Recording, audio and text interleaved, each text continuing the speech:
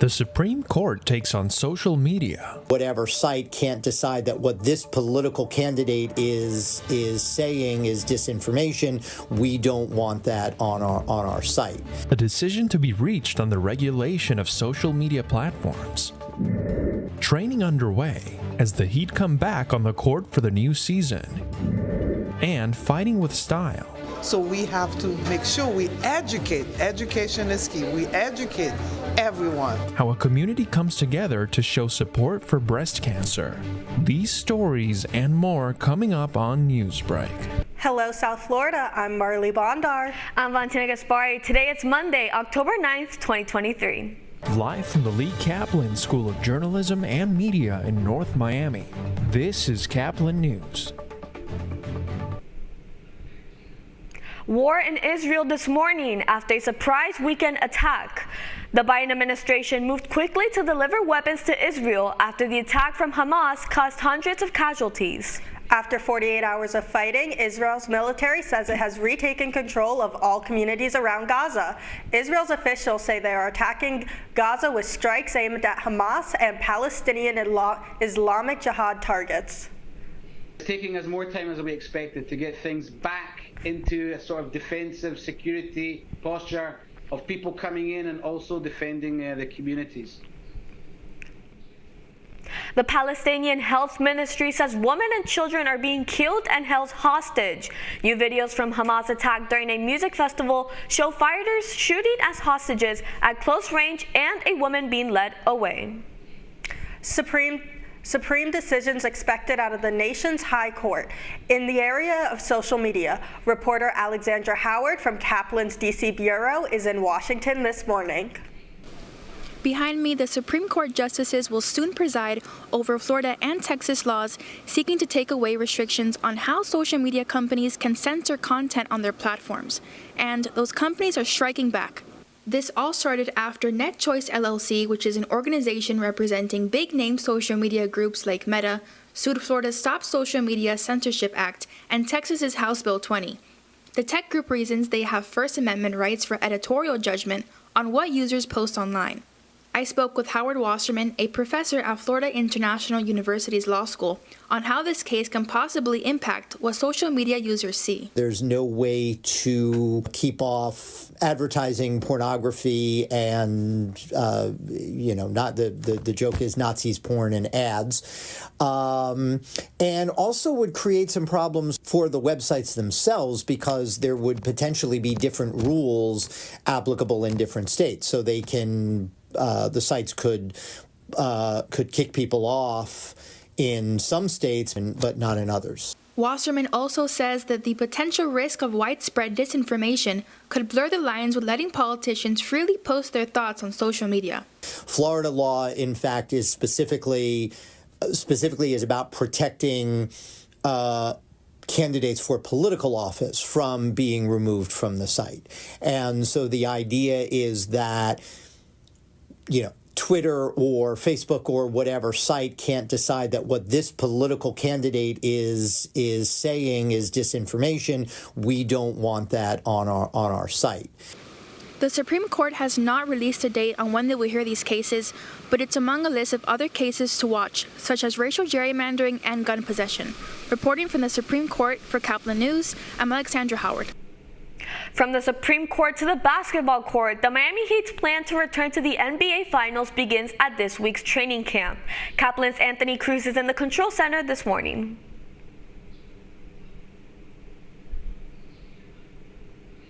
It was a tumultuous summer in South Beach. Players and management, however, are going to the season with a priority on continuity and moving forward with business as usual. Jimmy Butler assured fans that the team would, quote, somehow, some way, end up in the finals again. And Tyler Hero made it clear that he has a chip on his shoulder going into the season. Questions regarding his playoff injury and constant inclusion in offseason trade rumors were inevitable, but he still managed to highlight his confidence and overall optimism for the year. This infectious energy throughout the locker room starts from the top. Head coach Eric Spoelstra said that how things unfold in the Eastern Conference remain to be seen, but he feels assurance in the fact that his squad is, quote, one of those teams who will be in the race. I was outside of the Kaseya Center on Monday to get a closer look at the action. The main question on Heat fans' minds today is who will be the starters for next season. The loss of both Gabe Vincent and Max Strus, as well as their hole in the power forward position, will now have to be filled up by unproven talent on the roster. Hopefully training camp this following week will provide a good indicator as to who those pieces are. If you had any doubts about the young guys coming to play, they are ready to silence those beliefs. Coach Bo claimed this week during training camp that this iteration of the team is deeper than last year's, and the vets have only had good things to say about the young guys as they continue mentoring them for the season. Jimmy said that Nikola Jovic is conducting himself like a 6 to 7 year veteran on and off the court, and that Jaime Jaquez Jr. fits in with the team's winning culture. Bear on board at Marina in Naples. The whole thing caught on camera Thursday. As Gage Golding from WBBH reports, it may have been tempted onto the boat by the smell of food. We get the saltwater crocs, the alligators, the sharks, stuff like that. But I can't say I've seen anything like this before. That means a lot coming from Todd Dillman. He sees more than most boaters because when they break down, they call him for help. That's what he was doing Wednesday evening, pushing a barge back into Naples Bay when something caught his eye. And we were kind of blown away that there was a bear, in Royal Harbor. A big old black bear just hanging out in this ritzy community just a walk away from downtown Naples. It was pretty incredible. If you thought that was incredible, oh, just wait. I came back around and I looked over and he's on the sailboat. A bear on a boat right in Naples Bay. No one's going to believe me if I tell them. That's why he pulled out his phone and started recording video after video after video. I sat here for like an hour and he was just going from front to back on the boat. Now, he wasn't the only one with his jaw on the deck either. The word started spreading around the club that there was a bear on the docks, and I said, no, there can't be a bear on the docks. Walked out to the docks. Sure enough, there was a bear on a boat. I've seen alligators in the marina. I've seen dolphins, manatees. Never seen a bear. The Florida Fish and Wildlife Commission is tracking the bear's every move. Their experts say this big guy is likely just looking for food. Fall tends to be a more active time for bears, and the last place they want to be is in crowded areas. However, that savory smell of something good will pull them right on board. I don't know if that boat, they had used it for fishing and it smelled like fish, or if they just had some snacks stashed. The best way to keep Smokey the Bear off your boat? Do exactly as your mother taught you. Clean up and toss out your trash. It's maybe something for everybody to think about. Reporting local tonight on Naples Bay, Gage Golding, NBC2. A Florida teenager was arrested after authorities found written plans in his car for a shooting spree. People say 19-year-old Harry Horton was pulled over due to his headlight being out. Multiple handwritten notes were found detailing that he was targeted his former high school. Horton's bond was set at $1 million, and his next court appearance is on November 6th. After last week's loss in Buffalo's Dolphins were looking to take on some revenge on the New York State. That's still ahead, and so is the story. And also encourage people to talk more about it so we can desensitize, the myth. Walking tall in the fight against breast cancer. Newsbreak will be back in just 2 minutes. Last week, Brandon met a girl on a dating app. One day after work, he finally found the courage to ask her out. No answer. He started to panic. Was he being too pushy? Maybe it was too... Hey, sorry I didn't respond. I was driving. I would love to go on a date. How does tonight sound? Brandon tried to play it cool, but inside he knew. A girl so smart, so responsible. She must be a keeper.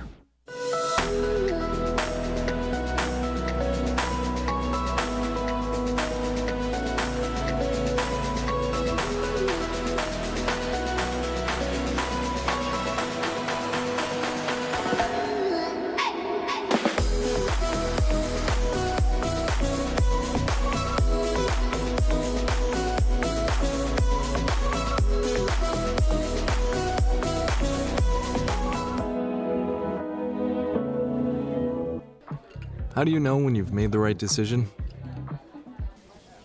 It's the feeling you get in your gut. The one that tells you what's right or wrong. It's the one that says, sure, I can have a drink. Or the feeling that says, okay, I've been drinking. Now what?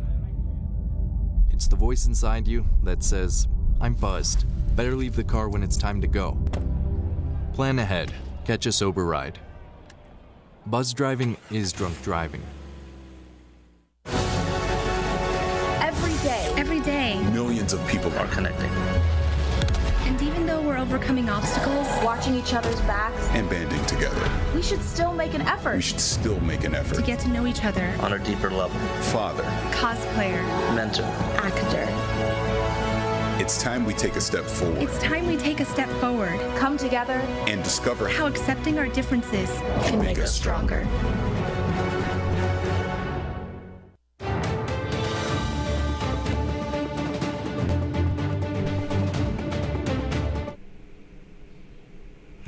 Feeling pink this October and stepping out for a good cause. With the start of Breast Cancer Awareness Month, cities across the United States are showing their support for the fight against breast cancer. I had the opportunity to attend a special event at Hollandale Beach over the weekend in which participants got to show their support with fashion. It's October, which means Breast Cancer Awareness Month is here.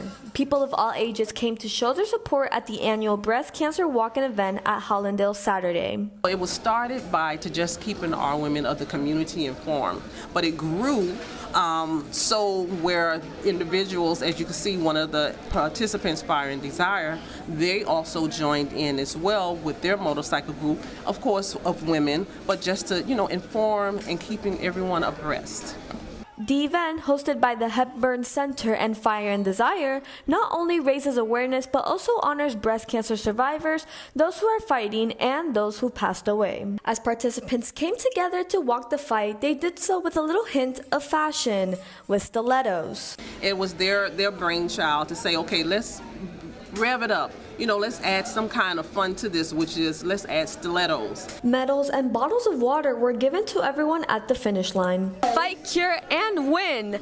That is the mindset flowing here at Hepburn Center. But the fun is not over, with grand prizes and entertainment coming right up. Afterwards, participants had the opportunity to win some prizes and bundles of gifts. All proceeds will go towards cancer survivors or people currently facing breast cancer, in addition to the Gilda's Club. Stories of cancer survivors were heard as well, saying that everyone should be talking about this type of cancer more often. And also encourage people to talk more about it so we can desensitize, the myth that it's a terrible disease. Yes, it's a devastating disease, but many people have it, and we want to make sure that we can lessen the number by putting the information out there. But for some people, this event meant more than just educating and advocating the awareness. It meant cherishing one another. Being here today means more than just supporting, more than just advocating. It means being here with other women who are going either through the same thing or have a family member going through it. So we have to make sure we educate. Education is key. We educate everyone.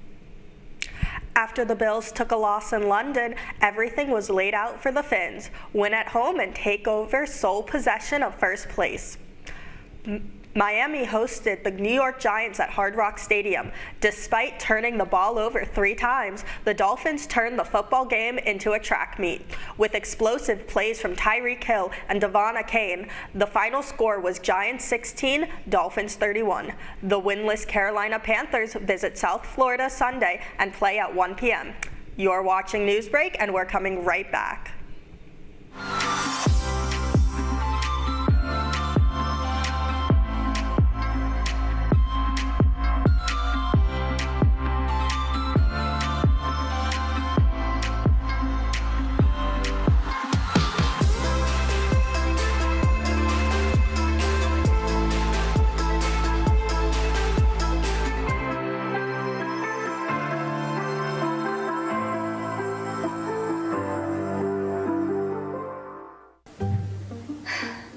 Really use a new tablet. I just don't have the money.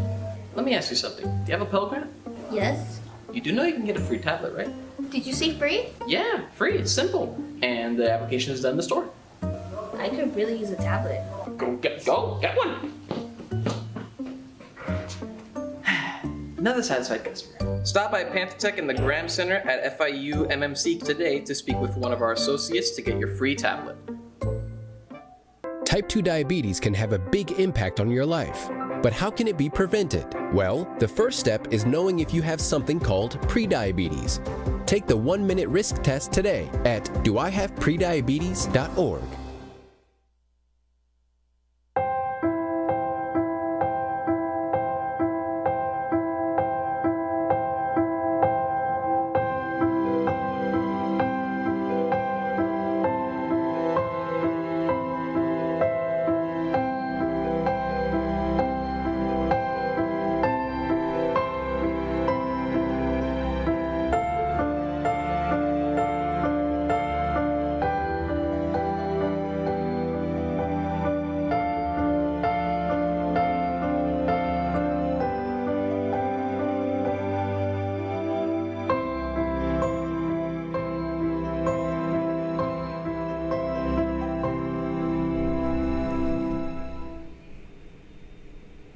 That's all the time we have for Newsbreak. I'm Marley Bondar. I'm Valentina Gaspar. Get more news anytime at caplinnews.fiu.edu.